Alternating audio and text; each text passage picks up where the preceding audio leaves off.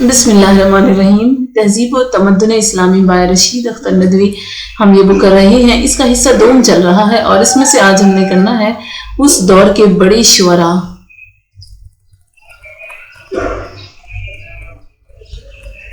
اس دور کے بڑے شعراء میں عمر بن ابی ربیعہ، فرزوق، جریر، اختل، کثیر، نصیب، جمیل ہیں۔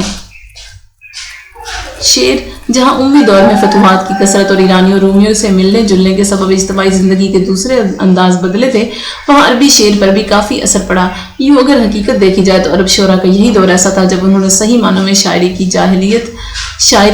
جاہلیت کا زمانہ جن خیالات و جذبات کا حامل تھا، اس میں حماسہ، بہادری، مہمان نوازی اور اس قسم کے دوسرے لطیف جذبات تو موجود تھے، مگر ذہن میں آسودگی نہ تھی۔ اس کے مقابلے میں رسول اللہ صلی اللہ علیہ وسلم کے زمانے میں شعر نے قطعاً مختلف رخ اختیار کر لیا۔ شعر بمنزلِ کتاب اخلاق بن گیا۔ حضرت حسان بن ثابت بڑے شاعر تھے، مگر ان کے اشعار تقویٰ و پرہیزگاری اور نیکی و شرافت کے طول پر پورے اترتے۔ رسول اللہ صلی اللہ علیہ وسلم نے شعراء کی بھی سرپرستی نہ فرمائی اور امراء القیس جیسے شعراء کے لیے تو دوزخ کی خوشخبری دی۔ قرآن حکیم نے شعراء کو غاوون کی پیروی کرنے والا گروہ قرار دیا تھا۔ ایمان کی بات ہے کہ رسول اللہ صلی اللہ علیہ وسلم جس قسم کا مشن لے کر آئے تھے، اس میں شعر کی قطعاً گنجائش نہ تھی۔ ان کے سامنے الجھے ہوئے ذہنوں میں سلجھاؤ پیدا کرنے کے سوا کوئی دوسرا امر نہ تھا۔ مگر یہ دور جس میں مسلمانوں نے ایک نئی زندگی کا آغاز کیا، ایسی زندگی کا جس میں کچھ جاہلیت کے زمانے کے تعصبات بھی تھے اور کچھ پہلے کسی بے باکی بھی تھی، شعر کے لیے بے حد موزوں ہوا اور شاعروں کی جلیبیں پر تھی۔ ماحول میں چاندی اور سونے کے ڈھیر یوں پھیلے تھے جیسے کنکر اور پتھر کسی بڑی عمارت کی تکمیل کے وقت اس کے چاروں طرف پھیلے ہوتے ہیں۔ شعراء پر کوئی پابندی نہ تھی، اسلام نے ان کا ذہن نکھار دیا تھا۔ اس کے سوا اس دور کی شاعری عربوں کے پہلے دور کی شاعری سے قطعاً مشابہ تھی۔ خصوصیت سے ابن ابی ربیعہ، جمیل اور ابن وہبل نے عورتوں کے عشق میں جو اشعار کہے وہ امراء القیس کے بے باک اشعار سے بس صرف اس لحاظ میں کم تھے کہ ان میں عریانی نہ تھی۔ اسلام نے ان شعراء کے ذہنوں پر جو اثر ڈالا تھا اس سے وہ عریاں گو نہ رہے تھے، باقی کسی چیز میں نہ بدلے تھے۔ حد تو یہ ہے کہ ان بڑے شعراء نے اپنے شعر کو جن عورتوں کے ذکر سے لذیذ بنایا، ان میں سکینہ بنت حسین، عائشہ بنت طلحہ، فاطمہ بنت عبد الملک، ام البنین زوجہ ولید بن عبد الملک اور عاتکہ بنت معاویہ بھی تھیں۔ وہ ان عورتوں کی شان میں شعر پڑھتے اور جب بات حد سے بڑھ جاتی تو خلفاء انہیں زندہ دفن کرانے پر مجبور ہو جاتے۔ وقت کے جس بڑے شاعر نے اس دور کی اقلیم سخن پر شاہی کی وہ عمر بن ابی ربیعہ تھا، اور حق یہ ہے کہ ابن ابی ربیعہ اگر نہ ہوتا تو امی دور کی شاعری عرب شاعری میں وہ مقام نہ پاتی جو اسے اس کے سبب نصیب ہوا۔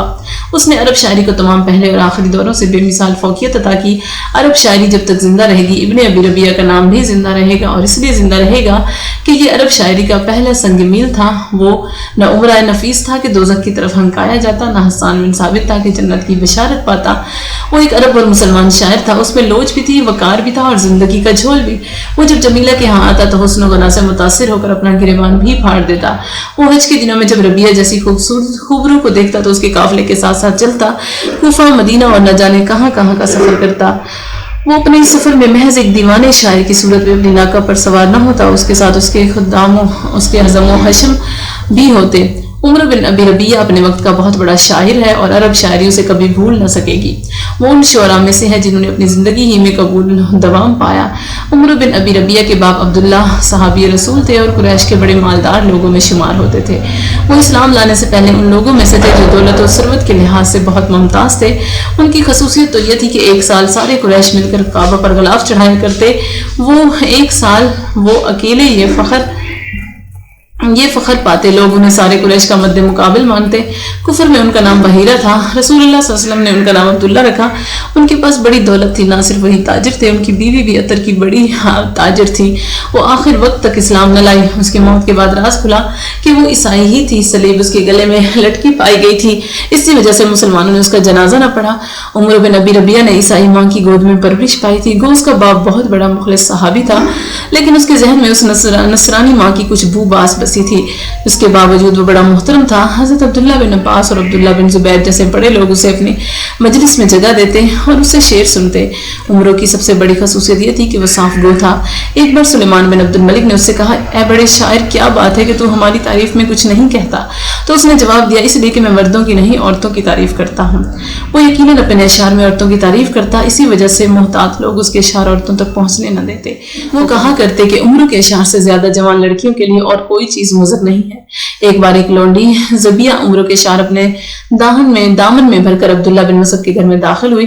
انہوں نے لونڈی کے پاس اشعار کا دفتر دیکھا تو پوچھا اس دفتر میں کیا ہے؟ لونڈی نے عرض کیا اس میں عمروں کے اشعار ہیں۔ عبداللہ بن مسعود نے اسے لوٹا دیا اور کہا مجھ تجھ پر افسوس ہے، تو عمر بن ابی ربیہ کے اشعار لے کر عورتوں کی محفل میں آئی ہے، اس کے اشعار میں جادو کا سا اثر ہے، وہ دلوں پر چھاپا مارتا ہے، ان اشعار کو لے کر لوٹ جا۔ حقیقت کچھ ایسی ہی تھی۔ صاحب لگانی کا بیان ہے کہ شریف عورتیں جب عمر بن ابی ربیہ کو دیکھتی تو اس سے دور بھاگتی۔ ایک بار ایسا ہوا کہ مکہ کی ایک بہت خوبصورت نوجوان عورت طواف کر رہی تھی۔ عمر بن ابی ربیہ کی نظر اس پر پڑی، وہ اس سے قریب آیا اور اس سے باتیں کی، مگر اس نے اس کی طرف کوئی التفات نہ کیا، مگر جب وہ آگے بڑھتا گیا تو وہ اسے دیکھ کر گھبرائی اور اس سے کہا مجھ سے پرے رہ، یہ حرم بیت اللہ ہے۔ دوسری رات وہ اپنے بھائی کو ساتھ لے کر طواف کے لیے آئی تاکہ عمر اس کے قریب نہ آ سکے، لیکن ایسی عورتیں بھی تھیں جو عمروں کے دام میں الجھ جاتی۔ ایسی عورتوں میں فاطمہ بنت محمد بن الاشعث بھی تھی۔ وہ مکہ سے اپنی ماں کے ساتھ حج کے لیے آئی۔ عمروں نے اسے دیکھا اور اس کے حضور چند اشعار نظر کیے۔ یہ اشعار جادو کا اثر رکھتے تھے، فاطمہ کے دل میں گھر کر گئے اور دونوں میں کچھ ایسا تعلق پیدا ہوا کہ عمروں نے اس کی ماں سے اس کا رشتہ مانگا، مگر اس کی ماں نے انکار کر دیا۔ اس کے باوجود دونوں ایک دوسرے کو نہ بھول سکے۔ عمروں نے اس کے لیے بہت سے شعر کہے۔ عمروں نے اس کے دل پر جو اثر کیا تھا اس کی بنا پر وہ دوسرے سال بھی حج کے لیے آئیں۔ عمروں نے اس کے ساتھ پہلے مکہ اور مدینہ کا سفر کیا اور اسے جمیلہ کے ہاں لے گئے اور وہاں خوب باتیں کی۔ عمروں نے اس کے لیے جو قصیدے کہے ان میں سے ایک قصیدہ کے کچھ اشعار یہ تھے۔ اسی طرح عمروں نے ایک اور عورت زینب بنت موسیٰ سے تشبیہ کی۔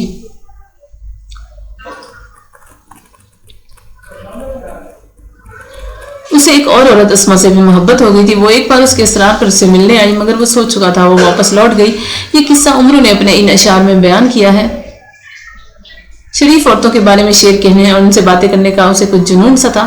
وہ جس خوبصورت عورت کو دیکھتا اس کے پاس ضرور پہنچتا اور اس سے باتیں کیے بغیر نہ رہتا، حتیٰ کہ بعض دفعہ اسے تلخ تجربات بھی ہوتے، مگر وہ اپنی اس عادت سے باز نہ آتا۔ صاحب لگانی کا بیان ہے کہ ابو الاسود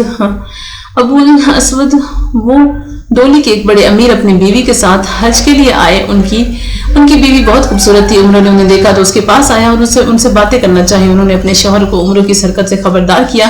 ابو الاسود نے شاعر کو ڈانٹا۔ شاعر نے جواب دیا ہم نے واللہ کچھ نہیں کیا، لیکن جب وہ خاتون مسجد میں آئی تو یہ پھر ان کے پاس پہنچا اور ان سے باتیں کرنے کی کوشش کی۔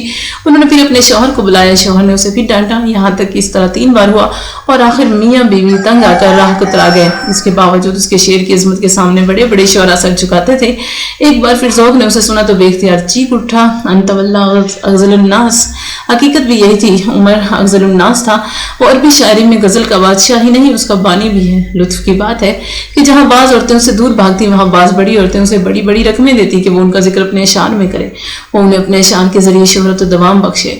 صاحب لگانی کا بیان ہے کہ محمد بنت مروان جب حج کے لیے آئیں تو عمر بن ابی ربیہ سے ملی، اس سے درخواست کی کہ ان کے بارے میں کچھ کہے۔ اسے 1000 دینار صلے میں دیے اور اس نے یہ شعر کہے۔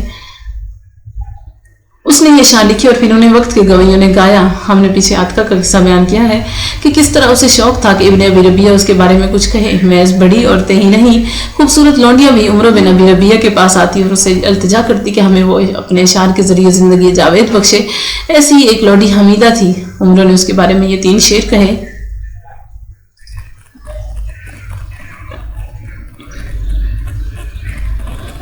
عمر نے کچھ عجیب طرح کا مزاج پایا تھا، وہ جس خوبصورت عورت کو دیکھتا اسی سے عشق کرنے لگتا۔ صاحب لگانی کہتے ہیں کہ ایک بار عراق کی خوبصورت عورت حج کرنے آئی۔ عمر بن ابن ربیہ نے اسے دیکھا اور اس کے پیچھے ہو لیا۔ اس نے اس کی حوصلہ افزائی کی اور وعدہ کیا کہ اگر وہ عراق آیا اور اس کے عزیزوں سے اس کا رشتہ مانگے تو وہ اسے نکاح کرے گی۔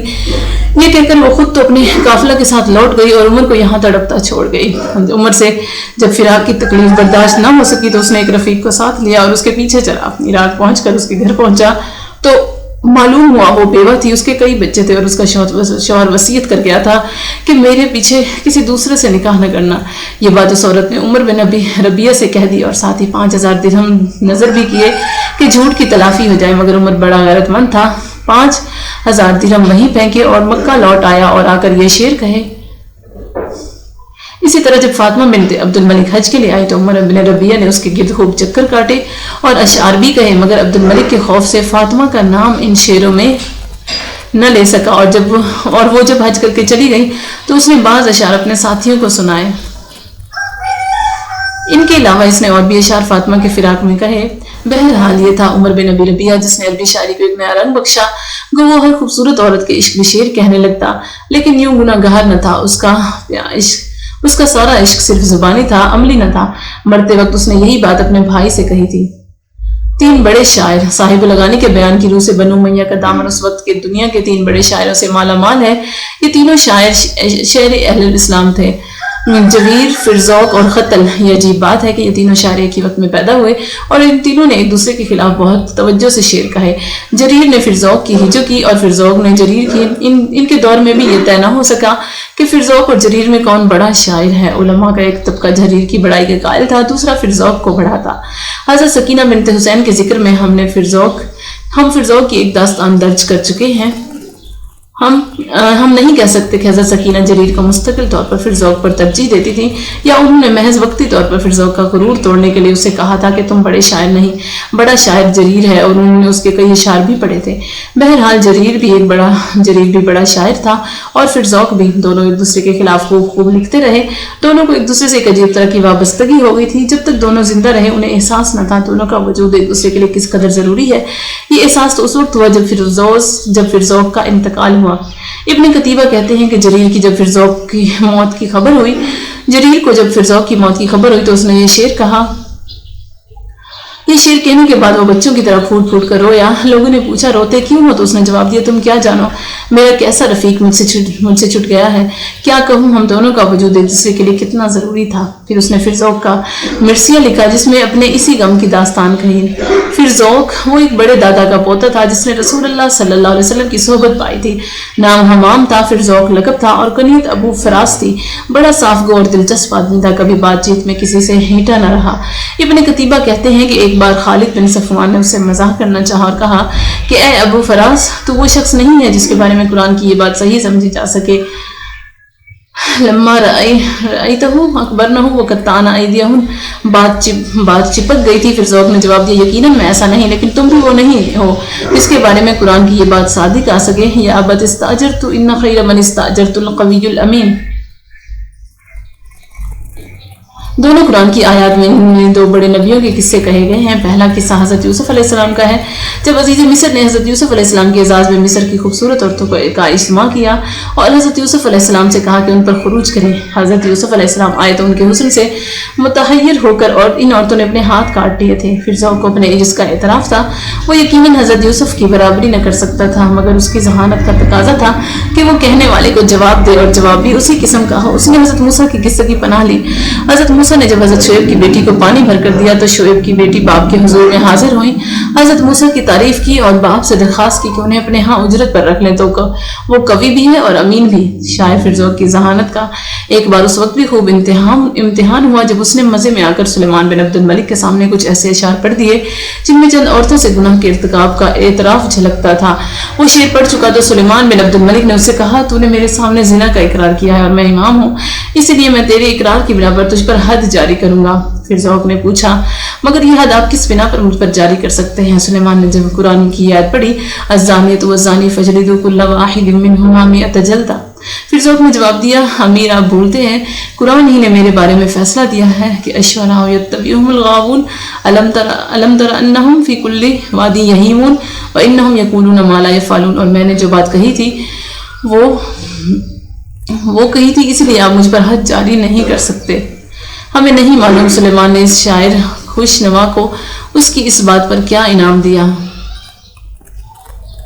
اگر ہم اس کی جگہ ہوتے تو اس شاعر کو سونے میں تلواتے اور یہ سونا اس کی جھولی میں بھر دیتے۔ فرزوق کی ذہانت کی داد نہیں دی جا سکتی، وہ بڑا ذہین شاعر تھا، مگر ایسا معلوم ہوتا ہے کہ محض ذہین ہی تھا، بہادر نہ تھا، اور تلوار کے زمانے میں ہونے کے باوجود تلوار چلانے کے فن سے قطعاً آگاہ نہ تھا۔ ابن قتیبہ کہتے ہیں کہ فرزوق سلیمان کے پاس بیٹھا تھا کہ سلیمان کے حضور کچھ رومی قیدی پیش ہوئے۔ یہ وہ قیدی تھے جنہیں سلیمان موت کی سزا دینا چاہتا تھا۔ اس نے فرزوق کے ہاتھ پہ تلوار دی اور اسے ان قیدیوں کے قتل سے ہاتھ رکھنے کی سعادت بخشنی چاہی، مگر جب فرزوق نے تلوار اٹھائی تو تلوار چٹ گئی، قیدی کے خون کا ایک قطرہ بھی نہ بہا سکی۔ بات کچھ ایسی ہی تھی، سلیمان بے اختیار ہنس دیا اور لوگ بھی یقیناً ہنسے ہوں گے۔ فرزوق کو ندامت ہوئی اور اس نے ان اشعار کی پناہ لی۔ गो इन लोगों ने जो वहां बैठे थे फिरजौक के इन अशार को सुनकर उसको बुज़दिल न समझा, इसकी बात मान ली, लेकिन इसके मुखालिफ जरीर पर इनके अशार का कोई असर न पड़ा और उसने उसे मलामत की, उसे बुज़दिल और निकम्मा आदमी करार दिया। जरीर के जवाब में फिरजौक ने भी अशार कहे, लेकिन हकीकत है कि फिरजौक से कोई माकूल जवाब न बनाया। वो तलवार का धनी न था और न कभी उसने तलवार चलाई थी। वो महज एक शायर था, आराम पसंद शायर। शेर उसका ओढ़ना बिछौना था और वही उसका जरिया मुआश। वो उम्मियों के कसीदे कहता मैं, और इसने शाहाने बनु उमैया की खूब तारीफ की और बड़े ग्राम बहा इनाम पाए। बसरा की बड़ी मंडी जहां ऊंटों की तिजारत होती, उसकी वजह से उस दौर में बहुत बड़े अदबी मरकज की हैसियत हासिल कर गई थी। वहां बड़े बड़े मुशायरे मुनकिद होते, छोटे छोटे शायरीन बड़े शायरों की वजह से वहां आते और उनकी मौजूदगी में शेर पढ़ते।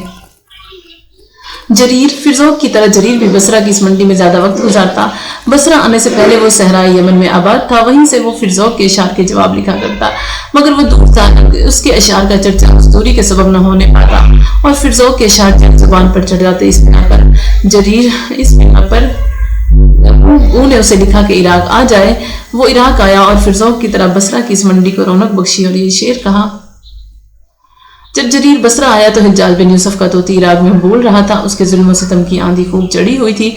जरीर को भी सियासी मसलहत के पेश नजर हिज्जाज के दरबार में हाजिर होना पड़ा और उसकी तारीफ में कसीदा पढ़ना पड़ा। गालिबन जरीर पहला शेर है जिसने हिज्जाज के जहन पर गैर मामूली असर डाला।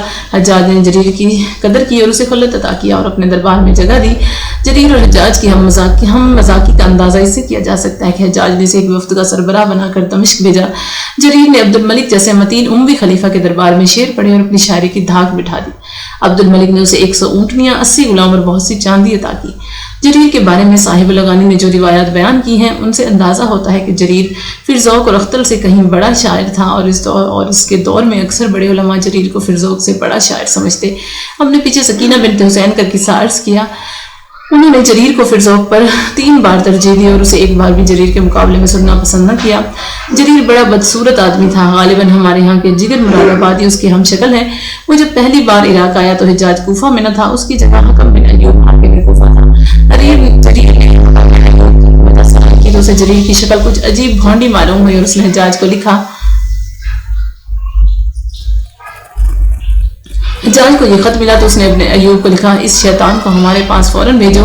ये जरीर और हिज्जाज की पहली मुलाकात थी। दोनों शैतानों ने एक दूसरे को देखा और बड़े शैतान लईन हिज्जाज की गर्दन उस जरीर के सामने झुक गई। जरीर जब इराक आया तो उसने मजीद में कयाम किया। कभी कभी ऐसा होता कि ये दोनों बड़े शायर एक दूसरे के आमने सामने आ जाते और फिर एक दूसरे के खिलाफ शेर कहते। साहिब लगानी का बयान है कि एक दफा ये दोनों बड़े शायर हज के मौके पर मीना में इकट्ठे हुए। फिरजौक ने जरीर को देखते ही ये शेर पढ़ा। जरीर ने यह सुनते ही पढ़ा, लब्बैक अल्लाहुम्मा लब्बैक। यानी फिरजौक ने पूछा था कि तुम किस चीज पर फख्र करते हो। जवाब में जरीर ने कोई शेर नहीं पढ़ा, सिर्फ लब्बैक दोहरा दी। वो या फिरजौक से कहा कि फिरजौक यहाँ हमाकत से बाज आ जाओ, ये खुदा का दरबार है और यहाँ खुदा के सिवा और कोई फख्र के काबिल नहीं। वही मेरा और तुम्हारा मुरज्जे है और हम उसके दरबार में हाजिर हैं। कभी कभी जरीर फिरजौक के ऊंचे मनसब का एतराफ भी कर लेता। एक बार उसके बेटे अकरमा ने उससे पूछा कि बाबा जान सबसे बड़ा शायर कौन है। जरीर ने कहा, तुम्हारी मुराद जाहिलियत के जमाने के शोरा से या जमाना इस्लाम के शोरा से। अगर जाहिलियत के शोरा मुराद है तो वह ज़हीर सबसे बड़ा शायर था और अगर इस्लाम के जमाने के शोरा की पूछते हो तो फिरजौक सबसे बड़ा शायर है। उसके बेटे ने अख्तर के मुतालिक इस्तफसार किया तो जरीर ने कहा, वो महज बादशाहों और शराब का कसीदा गो शायर है, उसमें जाती कोई बुलंदी नहीं है। उसके बेटे ने पूछा, और आप? जरीर ने जवाब दिया, हमारी क्या पूछते हो, हम तो महज तुकबंद हैं। मगर वो महज तुकबंद न था, वो बड़ा अजीमुल मर्तबत शायर था। उसने एक बार जब फिरजौक की हजू पड़ी तो फिरजौक ने उसके जोरे कलाम के सामने सर झुका दिया और कोई जवाब न दे सका। खुदा से पनाह मांगी। फिरजौक को जरीर की कुव्वत बयान का हमेशा एतराफ रहा। एक बार उससे किसी ने पूछा कि ए अब्बू फरास, क्या इस दुनिया में कोई ऐसा है जो तुम्हारी तरह का तीरंदाज हो? फिरजौक ने जरीर के चंद अशार पढ़े और कहा, इसके सिवा कोई दूसरा ऐसा नहीं जो हमारा मुकाबला कर सके। साहिब लगानी का बयान है कि इन दोनों बड़े शायरों को यह फिक्र हमेशा दामनगीर रहती कि उनमें बड़ा शायर कौन है। एक बार हमादुर राविया एक बड़े आलम फिरजौक के पास आए तो फिरजौक ने मौका को गनीमत जानकर उनसे पूछा, आपके नजदीक हम दोनों में से बड़ा शायर कौन है? माजिद राबिया ने बिल्कुल सही जवाब दिया, कभी आप और कभी जरीर। साहिब लगानी ने जरीर के मुतालिक एक अजीब फैसला कुन दास्तान लिखी है, जिससे मालूम होता है कि जरीर अपने ज़माने का बहुत बड़ा शायर था, वही सबसे बड़ा गज़लगो था, वही हजूम में इमाम था और वही कसीदा का बादशाह। उस जैसे तशबीह कोई न कहता। साहिब लगानी कहते हैं कि एक बार अब्दुल मलिक के यहाँ दस्तरखान बिछा। अब्दुल मलिक ने बड़े एहतमाम से बहुत नफीस और लजीज खाना तैयार कराया था। सब खाने वालों ने जब ये खाना खाया तो उन्होंने उसे बेहद पसंद किया। खाने के बाद सबकी राय यही थी कि आज जैसा लजीज खाना उन्होंने कभी नहीं खाया। अलबत्ता एक इराबी ने, जो न जाने कैसे इस महफिल में आन पहुंचा था, तमाम हाजरीन से इख्तिलाफ किया और जुर्रत से कहा कि मैंने इससे ज्यादा लजीज खाना इससे पहले भी खाया। अब्दुल मलिक जरी आदमी को बेहद पसंद करता। उसकी तवज्जो इस इराबी की तरफ हुई और उसने उससे पूछा, तुमने ऐसा लजीज खाना कब खाया? इराबी ने एक तवील किस्सा बड़ी फसाहत से बयान किया कि किस तरह उसने एक मौके पर अजीबोगरीब हालात में एक परिंद मारा, उसे भूना, खाया और एक अजीब मजा पाया। ये सच्ची दास्तान थी और इराबी ने बड़ी फसाहत के साथ बयान की थी। अब्दुल मलिक को खूब पसंद आई। उसने उससे पूछा कि ए इराबी, तुम्हारे नजदीक मदह गो शोरा में सबसे बेहतर मदिया शेर किसका है? इराबी ने जवाब में जरीर का एक शेर पढ़ा। फिर अब्दुल मलिक ने पूछा, तुम्हारे नजदीक सबसे ज्यादा फखरिया शेर कौन सा है? जवाब में इराबी ने जरीर ही का शेर पढ़ा। फिर अब्दुल मलिक ने पूछा, तुम्हारे नजदीक सबसे बेहतर हिजविया शेर कौन सा है? तो फिर इराबी ने जरीर ही का शेर पढ़ा। फिर अब्दुल मलिक ने सबसे बेहतर गजलिया शेर की फरमाइश की तो भी इराबी ने जरीर ही का ये शेर पढ़ा। अब्दुल मलिक ने जब इराबी से बेहतर तशरीह का नमूना मांगा तो भी इराबी ने जरीर ही के शेर से सनद ली। अब्दुल मलिक ने इससे इख्तलाफ नहीं किया, वरना अब्दुल मलिक उन बादशाहों में था कि कोई गलत बात बर्दाश्त न कर सकता था। साहिब लगाने की इस दास्तान से ऐसा लगता है कि अब्दुल मलिक ने जरीर को सबसे बड़ा शायर तस्लीम कर लिया था और हकीकतन वही बड़ा शायर था। हज़रत सकीना बिन्त हुसैन ने भी उसे 3 बार फिरजौक पर तरजीह दी थी। अख्तल, जरीर और फिरजौक के बाद उलमाए शेर ने अख्तल का शुमार किया है।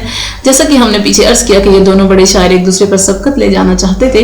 वो दोनों एक दूसरे को मद्दे मुकाबिल समझते, अख्तर को वो अपने हम पल्ला करार न देते। यूं इस नसरानी शायर के जोर बयान के सामने कभी कभी वो लाजवाब जरूर हो जाते। साहिब लगानी कहते हैं, साहिब लगानी यकीनन ये हकीकत भूल गए हैं कि अख्तल की बड़ाई महज इतनी थी कि वो कसीदा का बादशाह था। वो उम्मी खुलफा का खसूसी दरबारी शायर था, मगर उसकी हैसियत दुनिया शेर में वही थी जो ज़ौक़ के उर्दू शेर में है। जिस तरह ज़ौक़ कसीदा का इमाम था, उसी तरह अख्तल भी ज्यादा से ज्यादा अख्तल को ज़ौक़ पर उतनी तरजीह दी जा सकती है कि अख्तल खमरियात का भी इमाम था। वो चूंकि नसरानी था, उस पर शरीयत ने कोई पाबंदी न लगाई थी। पूरी आज़ादी से पीता और इस हद तक पीता कि लोग उसकी मस्ती के आदी हो गए थे। वो शराब के साथ साथ साकी के हुस्न पर भी शेर कहता। उसका यही वस्फ जरीर ने एक मौके पर बयान किया था। उसके बेटे ने जरीर से अख्तर के बारे में पूछा था तो जरीर ने जवाब में कहा, वो औरत और शराब का बयान जहाँ करता है वहां हम उसके सामने कुछ नहीं होंगे। वो हम दोनों फिरजौक और जरीर से बाजी ले जाता है।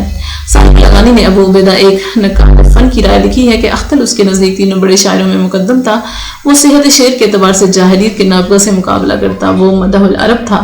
मगर वो अख्तल से जब कभी पूछा गया कि शेरुल अरब कौन है तो उसने जलकर जवाब दिया कि बनु तमीम के 2 कुत्ते। इन 2 कुत्तों से मुराद जरीर और फिरजौक थे।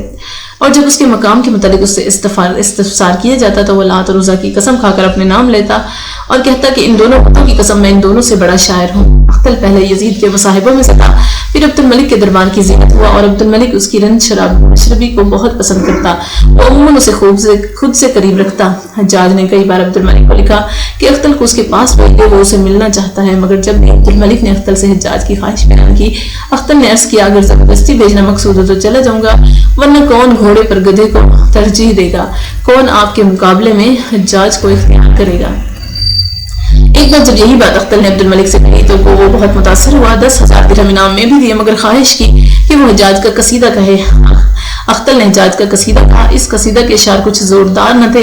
अख्तल अब्दुल मलिक से खासा बेतकल्लुफ था। एक बार वो उसके कातिब इब्न सरहून के पास आया। अब्दुल मलिक ने पूछा, वहां क्या लेने गए थे? कहने लगा, वहां दिरहमों के सिवा वहां और क्या रखा था? सोचा वहां से कुछ दिरहम लो, शराब और गोश्त खरीदो। अब्दुल मलिक ने उससे कहा, अगर तुम शराब छोड़ दो तो हम तुम्हें 10,000 दिरहम माहवार तनख्वाह देंगे। यही पेशकश उसने इसे इस्लाम लाने के लिए भी की थी, मगर अख्तल को वो मजहब पसंद न था जो उसे शराब पीने से रोके, इसलिए उसने इस्लाम कबूल नहीं किया। वरना उसे ईसाई से कोई मोहब्बत न थी। वो मुल्क किस्म का शायर था, शराब और साकी से जी बहलाता, यही उसकी जिंदगी का मुंतहा था। कहाँ का मजहब, वो तो महज शायर था और बदलगाम शायर। एक बार जब अब्दुल मलिक के दरबार में आया, गालिबन अब्दुल मलिक ने फरमाइश की कुछ सुनाए। उसने बहाना किया कि मैं प्यासा हूँ, गला खुश्क हो रहा है, हुक्म दीजिए कोई हमारी तशरीह बुझाए। अब्दुल मलिक जानता था कि शायर की मुराद क्या है, मगर वो शराब का हामी न था। उसने हुक्म दिया کہ شاعر کو ٹھنڈا پانی پلایا جائے۔ شاعر نے انکار کیا تو حکم دیا اسے دودھ دیا جائے، دودھ سے بھی انکار کیا تو حکم دیا شہد سے نوازا جائے۔ لیکن جب شاعر نے شراب ہی پر اصرار کیا تو عبد الملک نے اس کی درخواست رد کر دی۔ وہ دربار سے روٹ کر باہر آیا اور ایک درباری کا سہارا لیا، پیدل پہ 4 جام پی اور عبد الملک کے دربار میں پہنچا اور اس کے تعریف میں شعر کہے۔ عبد الملک ہوا اور حکم دیا اسے خلعت سے نوازا جائے اور فخریہ انداز میں کہا کہ ہر قوم کوئی نہ کوئی شاعر رکھتی ہے، بنو امیہ کا شاعر اختل ہے۔ اختل نے بڑی لمبی عمر پائی تھی، اس نے عبد الملک کی بھی مدح کی اور اس کے آخری تاجدار بیٹے حشام کی بھی۔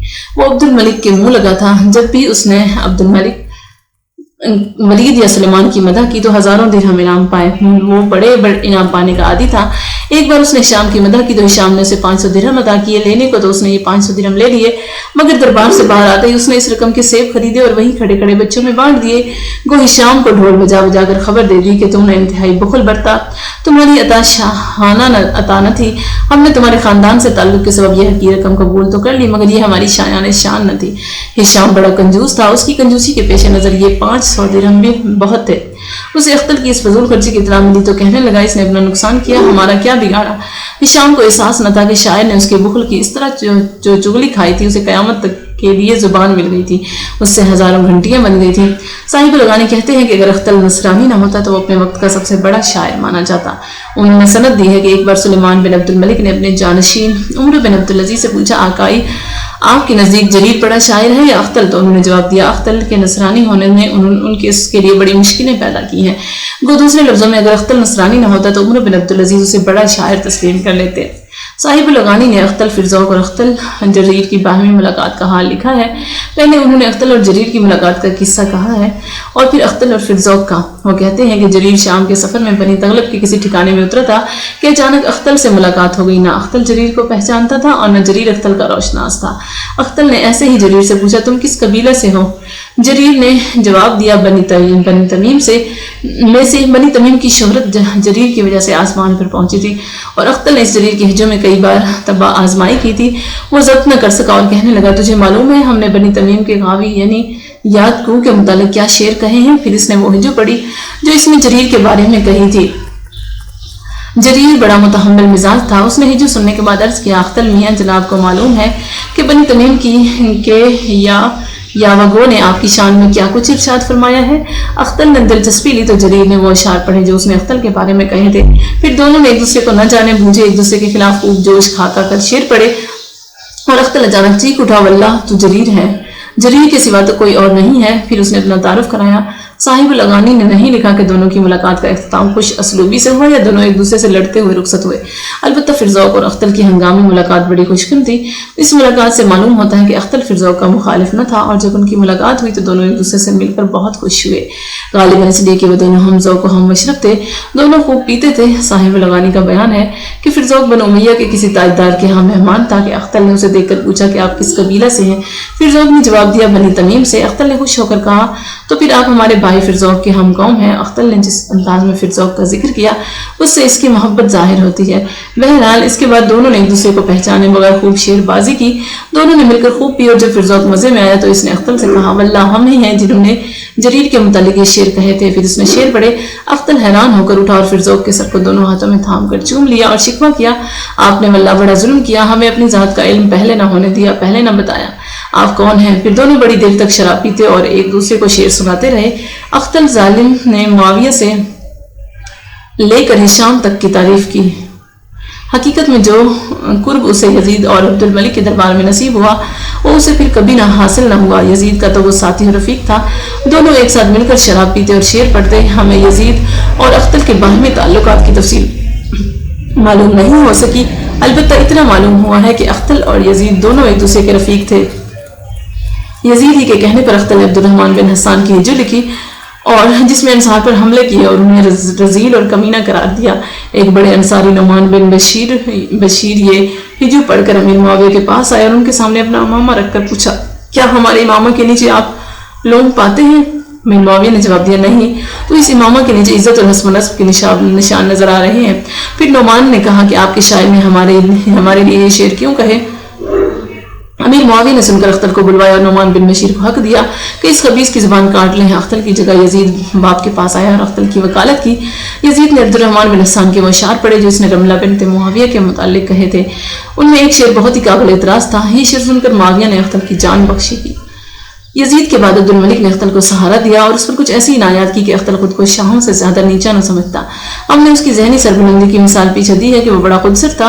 वो बड़े बड़े आदमियों पर ऐसी चोट करता कि याद ही रखते। एक मरतबा वो कूफा के बनी तगलब के एक बड़े सरदार सईद के यहाँ मेहमान था। सईद ने उसकी खूब खातिरदारी की, अपनी खूबसूरत बीवी के हाथ से शराब पिलवाई, मगर इस मेहमान नवाजी के बावजूद अख्तर ने उसे माफ नहीं किया और बहुत हैरत के साथ उससे पूछा, तुम्हारी खूबसूरत बीवी तुम काले को किस तरह पसंद कर लेती है? सईद काना और बदसूरत था और उसकी बीवी इस दौर की औरतों में इंतहा खूबसूरत औरत समझी जाती थी।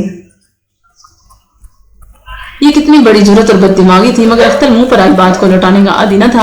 अख्तर ने महज सईद को गुफ्तगू ही में नहीं डांटा, उसके खिलाफ शेर भी कहे और उसकी बदसूरती और उसकी बीवी के हुस्न का खूब ढंढोरा पीटा। बहरहाल अख्तर नसरानी होने के बावजूद अपने दौर का एक बहुत बड़ा शायर था। इन तीन शोरा के अलावा अब्दुर्रहमान बिन हसन, जमील, नसीब, अवस और कसीर भी इस दौर के बहुत मुमताज शायर थे। लैला और अखिलिया एक खातून भी खूब शेर कहती और उनकी दरबार में बड़ी इज्जत पाती। कसीर के मुतालिक इब्न कतीबा की रिवायत है कि वो हजरत उमर बिन अब्दुल अजीज का बहुत मद्दाह था और इसी ने हजरत उमर बिन अब्दुल अजीज की तारीफ में एक लंबा कसीदा भी कहा, जिसका एक शेर ये था, कसीर ने इज्जत ने कसीर की वजह से बहुत शोहरत पाई। कसीर इज्जत के इश्क में खूब शेर कहता। अजीब बात है कि कसीर का ये इश्क महज एक तकल्लुफ की हैसियत रखता था। उज़्ज़ा और वो दोनों एक दूसरे से बहुत कम मिले। कसीर ने महज उज़्ज़ा के जिक्र से अपने शेर को ज़ीनत बख्शी। कसीर को खुद इस बात का एतराफ़ था कि उज़्ज़ा को कसीर ने जो शोहरत दी, इस पर कई बड़ी ख़वातीन को रश्क हुआ और आयशा बिन्त तलहा ने उसे कहलवाया भी कि मियाँ शायर, तुम अगर उज़्ज़ा की बजाय किसी बड़ी हसीना का इंतखाब करते तो ये ज़्यादा अच्छा होता। उससे मकसद उनकी अपनी ज़ात थी। हमने आयशा बिन्त तलहा के जिक्र में आयशा के हुस्न जमाल का जिक्र किया है और उनकी बाज़ दूसरी खसूसियात भी गिनवाई हैं। आयशा यकीनन बहुत ऊंची खातून थी, उनके मुकाबले में उज़्ज़ा की क्या हैसियत थी, मगर शायर को यही उज़्ज़ा पसंद आ गई थी। इब्न कतीबा कहते हैं कि एक बार उज़्ज़ा ने कसीर से शिकायत की कि तुम कभी खलवत में मुझसे कब मिले हो, तुमने ये शेर कहा। कसीर बहुत शर्मिंदा हुआ। दोनों की मुलाकात शाज़ और नादिर ही कभी होती। एक बार कसीर मिस्र से चलकर उज़्ज़ा से मिलने के लिए मदीना आया। वो अभी मदीना पहुंचा न था कि मदीना से खवातीन का एक काफिला बाहर निकला, उनमें उज़्ज़ा भी थी। उसने कसीर को देखा तो सवारी रुकवाई और पूछा, किधर चले? कसीर अपनी महबूबा को नकाब में होने के सबब पहचान न सका था। उसने जवाब दिया, उज़्ज़ा से मिलने के लिए मिस्र से आया हूँ, उसकी याद मुझे यहाँ ले आई है। उज़्ज़ा ने कहा, अगर उज़्ज़ा यहाँ आए और तुझसे कहे कि तू उसके लिए रो तो क्या तू रोएगा? कसीर ने कहा, जरूर रोएंगे। उज़्ज़ा ने अपने चेहरे से नकाब हटा ली और कसीर ने उसे पहचान लिया। इस वाक़े से मालूम होता है कि कसीर और उज़्ज़ा में बहुत कम राह और रस्म थी। अगर ज्यादा राह और रस्म होती तो वो उसकी आवाज को लाजमी तौर पर पहचान लेता। साहिब लगाने की बाज़ रिवायात की रूह से कसीर भी अव्वल दर्जे के शुअरा में से था। वो फिरजौक, अख्तर और जदीर के हमपल्ला था, उनसे किसी तरह कम न था। कसीर को अब्दुल मलिक के दरबार में बड़ा एजाज हासिल था। उसने इसे कई जागीरें भी अता की थी। साहिब लगानी ने कसीर और रज़ा के दास्तान इश्क बड़े मजे ले लेकर बयान की है। इमाम साहब कहते हैं कि हमसे कहा गया है, कसीर ने रज़ा को पहले पहल उस वक्त देखा जब रज़ा भी जवान बच्ची थी। वो भेड़ों का गला हाँकता औरतों के काफिले के करीब से गुजरा, प्यासा था। उसने औरतों से पानी मांगा। रज़ा चूंकि कम उम्र थी, इसलिए खवातीन ने उसे हुक्म दिया कि उसे पानी पिलाए। यहाँ से इश्क का आगाज हुआ। साहिब लगानी ने इसके सिवा एक और रिवायत भी बयान की है। उसका रावी खुद कसीर है। वो कहता है कि हज के दिनों में वो अपने खेमे में बैठा छुरी से कुछ काट रहा था कि अचानक उसके खेमे के दरवाजे पर एक परी पैकर औरत आन खड़ी हुई। वो इतनी खूबसूरत थी कि कसीर की नजरें उसके चेहरे पर और दीवाना वार जम गई, हटी नहीं और छुरी ने उसका हाथ हड्डी तक काट डाला। खून का फवारा फूट निकला था। अज़्ज़ा पर शायर की इस वारफतगी का बहुत असर हुआ।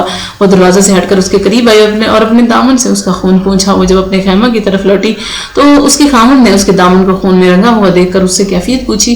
गरीब ने सारी दास्तान सच सच कह दी। खूब पिटी, यहाँ से इश्क चला और फिर उज़्ज़ा सारे अरब में रुसवा हो गई। हम पहले लिख चुके हैं कि अरब की बड़ी औरतें शुअरा से अशार में अपने जिक्र की फरमाइश करती थी। उज़्ज़ा के लिए बड़े फख्र की बात थी। साहिब लगानी ने कुछ और रिवायात भी बयान की हैं जिनसे गुमान होता है कि कसीर अपने इश्क में सच्चा न था, महज दिलचस्पी मकसूद थी। उज़्ज़ा महज एक तखय्युल थी या ज्यादा से ज्यादा उसकी शेर का मौजू थी, उसमें कुछ ज्यादा सच्चाई न थी। बहरहाल इस दौर में कसीर भी बड़ा मशहूर शायर था। उसके बाद जमील और नसीब थे। अहवस ने भी बड़ी शोहरत पाई। अहवस औरतों के इश्क में बहुत बदनाम था। यही वजह है कि हज़रत उमर बिन अब्दुल अजीज ने उसे मदीना से निकाल दिया था। नसीब हबशी गुलाम था।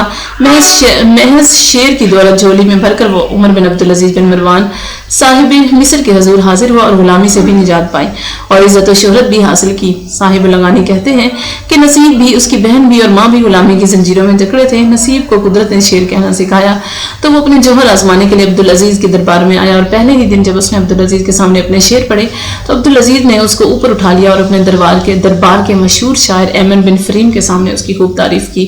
इस तरह नसीब और उसके खानदान के दिन फिर गए।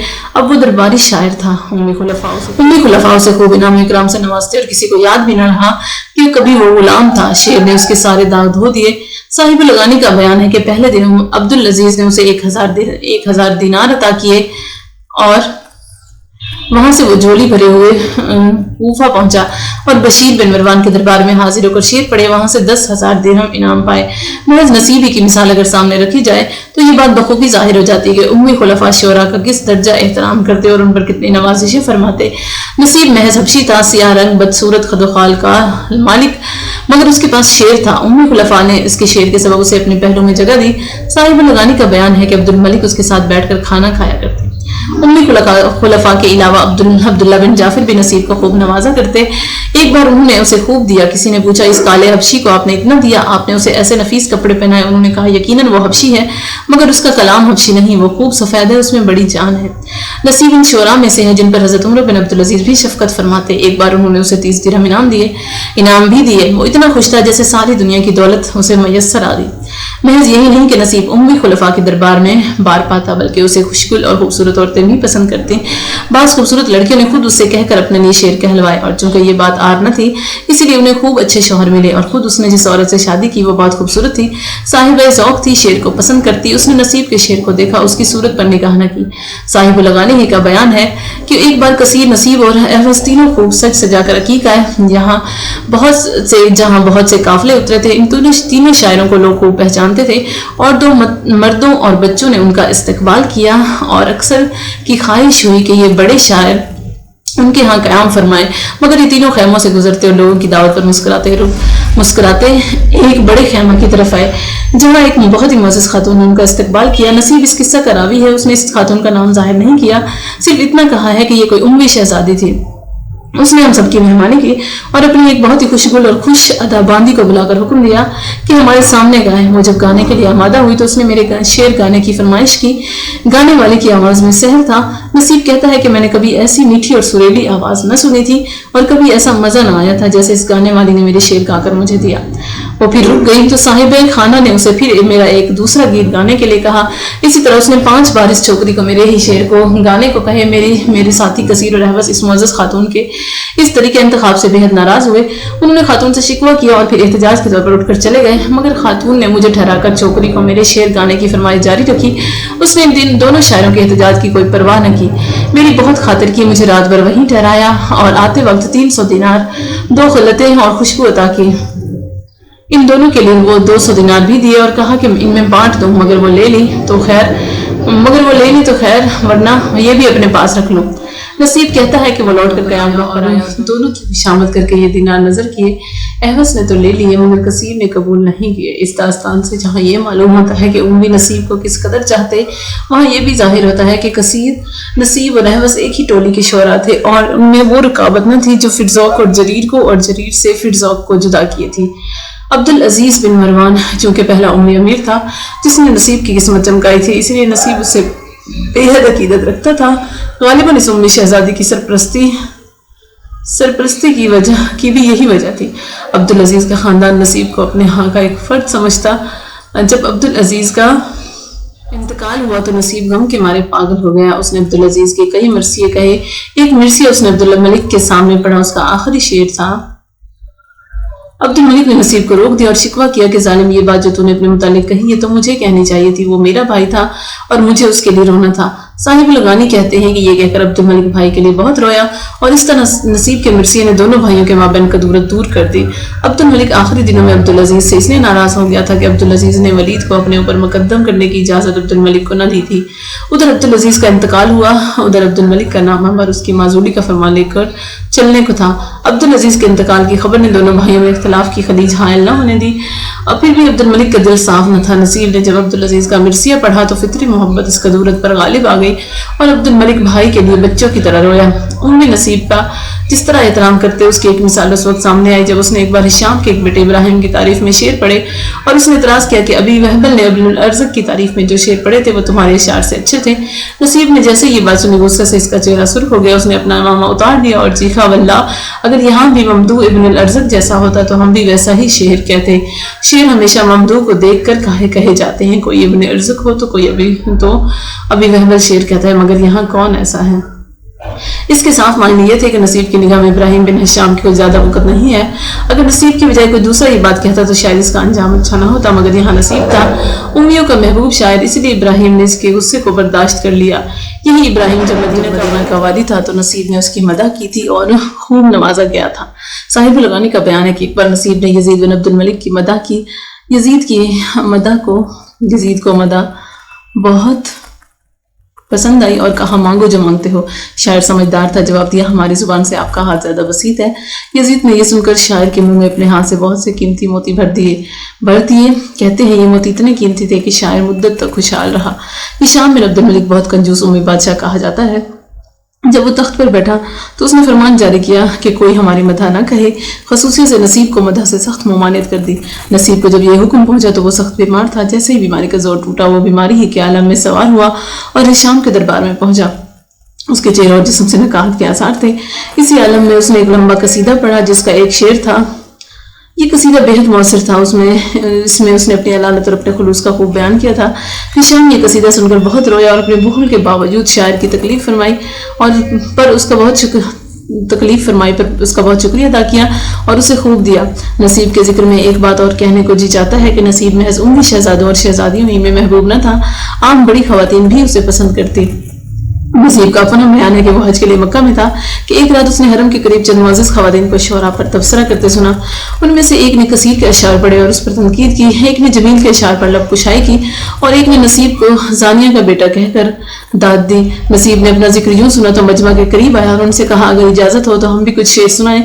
خواتین نے اجازت دی تو اس نے اپنا ایک قصیدہ پڑھ کر سنایا۔ خواتین صاحبات علم بھی تھی اور سخن فہم بھی، بہت خوش ہوئی اور قسم دلا کر پوچھا تم کون ہو؟ تو اس نے شاعرانہ انداز میں جواب دیا اس مظلومہ اور مقذوفہ خاتون کا بیٹا نصیب ہوں جس پر ابھی بغیر جرم کے ایک سخت الزام لگایا گیا تھا۔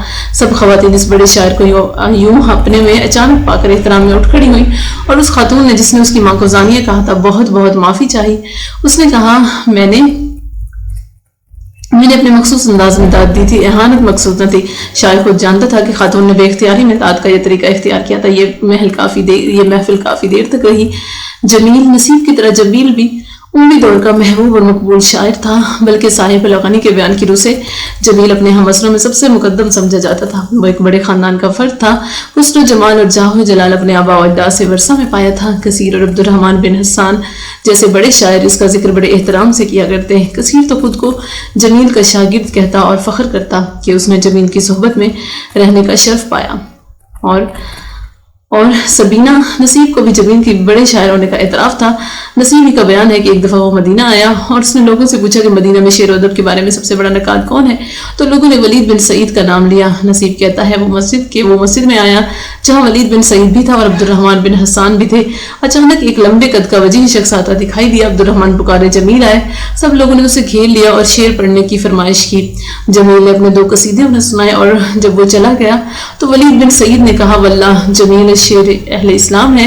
عبد الرحمن بن حسان کچھ زیادہ متاثر تھے، انہوں نے کہا واللہ وہ تو اشعر اہل الجاہلیہ بھی ہے، یعنی مدینہ کے نقادان شعر و ادب کے نزدیک جمیل سب سے بڑا شاعر تھا، عہد اسلام کا بھی اور عہد جاہلیت کا بھی۔ جمیل علیہ السلام کے ان شعراء میں سب سے ممتاز ہے جنہوں نے عشق کیا اور شہرت پائی۔ صاحب لغانی کہتے ہیں کہ جمیل کو ایک بڑے قبیلے کی خوبصورت لڑکی سبینہ سے بے حد محبت تھی۔ سبینہ سے ملنے سے پہلے وہ اس کی بڑی بہن ام الحسین کے ذکر سے اپنے اشعار کو زینت بخشتا، لیکن جب اس نے سبینہ کو دیکھا تو اس سے عشق کرنے لگا۔ مگر عجیب بات تھی کہ وہ جب بھی سبینہ سے ملنے جاتا تو سبینہ سے تنہائی میں نہ ملتا، اس کی بہن ام الحسین بھی اس کے ساتھ ہوتی۔ دونوں بہنوں کے سامنے وہ اپنے شعر گاتا۔ جب اس نے پہلے پہل سبینہ کے ذکر سے اپنے اشعار کو مزین کیا اور سبینہ یہ اشعار سنے تو بے حد خوش ہوئی۔ بہت کم عمر تھی مگر جوان اور صاحب ذوق تھی، جانتی تھی کہ ایک بڑے شاعر کے اشعار جب کسی جوان لڑکی سے منسوب ہوتے ہیں تو وہ لڑکی زندہ جاوید ہو جاتی ہے۔ اس لیے یہ شعر سنتے ہی قسم کھائی کہ اب جب کہ یہ بڑا شاعر ان سے ملنے آئے گا تو وہ اس سے پردہ نہ کرے گی۔ وہ آیا تو وہ بہن کے ساتھ اس کے پاس پہنچی، اس کے اشعار سنے اور اس کی آنکھیں چمک اٹھی، مگر عین اسی لمحے جب اس کی آنکھیں چمک رہی تھی اور شاعر شعر پڑھ رہا تھا، لڑکیوں کے اعزاء نے جمیل پر اچانک حملہ کیا۔ بہادر جمیل نے مدافعت تو کی مگر اکیلا تھا، بھاگ آیا۔ ایک بار پھر جب وہ حسب وعدہ سبینہ سے ملنے گیا تھا تو کسی عرابی نے اس کے خاندان کو آگاہ کر دیا۔ خاندان کے لوگوں نے سبینہ اور ام الحسین کی حراست کی، انہیں جمیل کے پاس جانے نہ دیا۔ شاعر رات بھر انتظار کرتا رہا، صبح مضطرب و پریشان لوٹا تو اس کے خاندان کی عورتوں نے اسے تانے دیے۔ آج یہ باتیں لکھتے ہوئے ہمارا قلم کچھ حجاب محسوس کرتا ہے۔ خیال ہوتا ہے کہ پڑھنے والا یہ نہ سمجھے کہ ثقافت اسلام کا مصنف یہ کس بے شرمی میں الجھ بیٹھا ہے۔ یہ بے شرمی نہ تھی، اس دور کے عرب شعراء کا یہ ایک قسم کا قومی وصف تھا۔ وہ خوبصورت عورتوں سے عشق کرتے اور ان کا ذکر اپنے اشعار میں بڑے فخر سے کرتے۔ قدیم دور سے یہ وصف ان میں چلا آتا تھا۔ اسلام نے یقیناً ان کے ذہن کو سنوارا مگر ان کے شعر سے یہ بات نہ گئی، اور جیسے کہ ہم پہلے عورتوں کے باب میں عرض کر چکے ہیں، بڑی خواتین حتیٰ کہ صحابہ کی بڑی بیٹیاں اس بات میں عیب نہ سمجھتی کہ ملک کے بڑے شعراء ان کا ذکر اپنے اشعار میں کریں۔ ان کے نزدیک یہ عیب نہ تھا اور نہ کوئی شرم کی بات تھی۔ عرب عورتیں اس پر فخر کرتی ہیں۔ اس طرح سبینہ کو بھی یہ فخر تھا کہ جمیل اس کا ذکر اپنے اشعار میں کرتا تھا، مگر یہ سبینہ بڑی اونچی لڑکی تھی، اس کا کردار مضبوط اور بے عیب تھا۔ وہ عشق میں ہوس کو شامل نہ سمجھتی تھی۔ اس کے نزدیک عشق محض تھا کہ وہ اپنے شاعر کے اشعار سنے، آنسو بہائے اور لطف لے، اس سے زیادہ اس کے دل میں کوئی آرزو نہ تھی۔ ایک بار جب وہ دونوں تنہا تھے، جمیل کے ہاتھ میں تلوار تھی، اس نے سبینہ سے کہا، سبینہ کیا تم مجھ سے محبت نہیں کرتی؟ سبینہ سے کہا، تمہارے سوا اور دوسرا کون ہے جسے ہم محبت کریں؟ تو پھر شاعر نے کہا، تو پھر مجھے میری محبت کا صلہ دو۔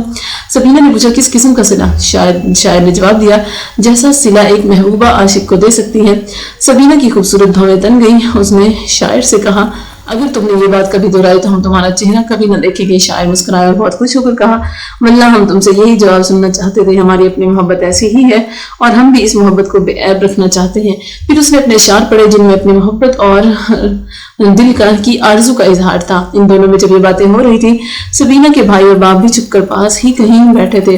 ان دونوں کی محبت کا یہ عالم دیکھ کر وہ چپکے سے گھر لوٹ کر عہد کیا کہ وہ ان کے مابین کبھی حائل نہ ہوں گے اور نہ ان پر کوئی پابندی لگائیں گے۔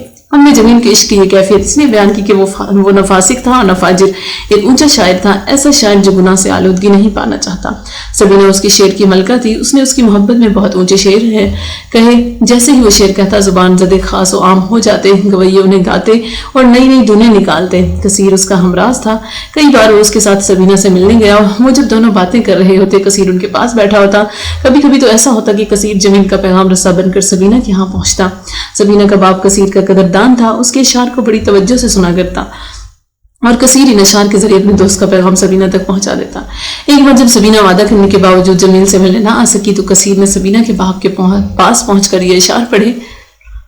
سبینہ سن رہی تھی، اس نے اپنی نوکرانی سے چیخ کر کہا، اری چلو وہ مات سے بھاگ کر لکڑیاں لے آئے، ہم کثیر بھائی کے اعزاز میں دعوت کریں گے۔ کثیر کا مقصد حل ہو گیا تھا۔ اس نے یہ بات سنی تو اجازت لے کر جمیل کی طرف بھاگا اور اس کو خبر دی کہ تمہاری محبوبہ 2 مات میں تم سے ملنے آئے گی۔ وہ آئی، اس کے ساتھ اس کی بہن ام الحسین بھی آئی اور صبح تک شعر و شاعری پر باتیں ہوتی رہیں، مگر افسوس جمیل کا عشق پروان نہ چڑھا۔ سبینہ کے والدین نے سبینہ کی شادی کسی اور سے کر دی اور جمیل کو جنگلوں کی خاک چھاننی پڑی۔ وہ چیختا پھرتا کہ جمیل نے اس کے بعد سبینہ کے عشق میں ہزاروں اشعار کہے۔ علماء شعر کے نزدیک ان کے ان اشعار کا جواب نہ تھا اور جمیل کے وہ اشعار تو اپنا جواب آپ تھے جو اس نے اپنے باپ، بائیں اور دوسرے اعزا کے سامنے پڑھے۔ یہ اعزا افضل سبینہ سے عشق سے باز رکھنے آئے تھے اور اس نے پڑھا۔ یہ بہت لمبا المیہ ہے، اس کے وہ اشعار بھی بہت درد بھرے ہیں جو اس نے آخری ملاقات کے وقت سبینہ کے سامنے پڑھے۔ ان میں سے چند یہ تھے، जमील की सबसे बड़ी खसूसियत यह है कि उसने उम्र पर कभी किसी बादशाह या किसी अमीर की मदह नहीं की। एक मरतबा वलीद बिन अब्दुल मलिक के साथ वो सफर कर रहा था। उसने उससे ख्वाहिश भी की कि वो उसकी मदह करे। वो मदह के लिए अपनी ऊँटनी से उतरा भी, मगर जब पढ़ा तो अपनी तारीफ की, वलीद की नहीं की। यह भी एक बड़ी खूबी थी जो जमील को इसके तमाम हम असर शुरा से मुमताज करती है। उसने बहुत कम लोगों की हिज्जों की, सिर्फ उनके खिलाफ लिखा जो उस पर बुरी तरह मुसल्लत हो गए थे। वो सिर्फ गज़ली अशार कहता और ऐसे कहता कि बड़े बड़े मुगन्नी उसके शार के सिवा किसी दूसरे के शार बहुत कम गाते। वो न बादशाहों के दरबारों में जाता और न खिल्लत हाय फाखरा की उम्मीद करता। उसके एक दोस्त अब्बास एक बार दरबार से लौट कर आए तो बड़े ऊंचे उड़ रहे थे कि अब्दुल मलिक ने उन्हें खिल्लत फाखरा से नवाजा था। वो यही खिल्लत पहनकर जमील के पास आए। जमील ने उनसे बहुत सी बातें की मगर इस मौजू पर कुछ नहीं कहा। दूसरे दिन उनके पास आया और वो खिल्लत आरियतन मांग ली जो अब्दुल मलिक ने उन्हें पहनाई थी। उसने इनसे कहा कि उसे एक मुशायरा में शिरकत करना है। जब मुशायरा हुआ तो अब्बास भी वहां मौजूद थे। जमील जब मुशायरे में आया तो उसने अब्बास वाली खिल्लत अपने घोड़े को पहना रखी थी और खुद जो लिबास पहना था, ऐसा लिबास अब्बास ने कभी किसी को पहने न देखा था। जमील और उमर बिन अबी रबिया दोनों अपने वक्त के सबसे बड़े गजलगो शोरा थे, मगर इन दोनों में जरीर और फिरजौक की तरह कोई रकाबत न थी। दोनों एक ही वक्त में मुशायरे में पढ़ते और एक दूसरे के कलाम की दाद देते। खसूसियत से जमील तो दाद देने में बड़ा वसी और ज़र्फ था। यूं इस दौर में और भी बहुत से शायर थे, मगर जो कबूल आमीन शोरा को नसीब हुआ वो किसी दूसरे को हासिल न था।